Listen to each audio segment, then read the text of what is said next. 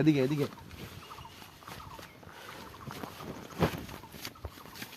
এরা লাউ এই গাছ আব্বার লাগাই না, কিন্তু লাউ দান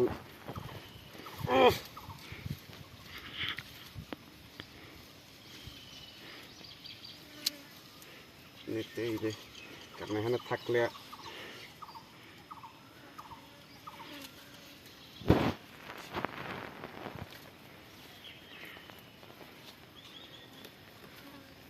চোরে লই যেতে পারে।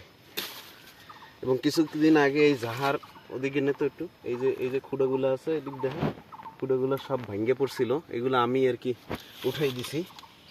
তো মানে এত পরিমাণে লাউয়ের মানে ছোট ছোট বের হয়েছিল, কি বলে ফুল হয়েছিল এবং ফল ধরছিল, সব ওই জাহা পড়ার কারণে মানে এই ঝাইলটা পড়ে যাওয়ার কারণে মানে ওই ইয়াগুলা নষ্ট হয়ে গেছে। ছোট ছোট যে লাউয়ের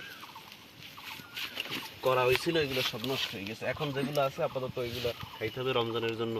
আজকে এটা নিয়ে যাচ্ছি, আজকে ইনশাল্লাহ এটা হয়তো রান্না করবে আম্মু। আর একটু বেরো আস্তে আস্তে, এইগুলো দেখা, এইগুলো দেখা, এই লাউ এদিকে আছে।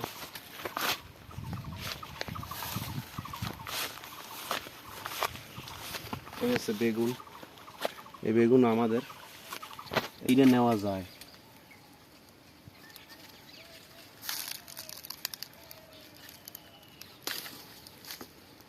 এই পাশে একটা আছে, এগুলো নিয়ে যাচ্ছি কারণ এখান থেকে চোরে নেওয়ার সম্ভাবনা বেশি, তাই আগে থেকে নিয়ে যাচ্ছি।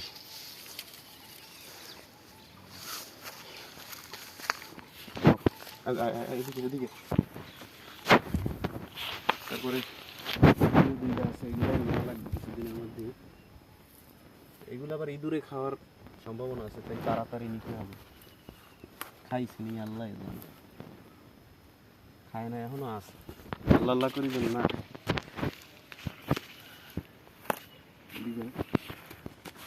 এই আছে, তারপরে উই আছে, এই যে সবগুলো এখন ফুটন্ত লাউয়ের করা, এগুলা হবে ইনশাল্লাহ আশা করি।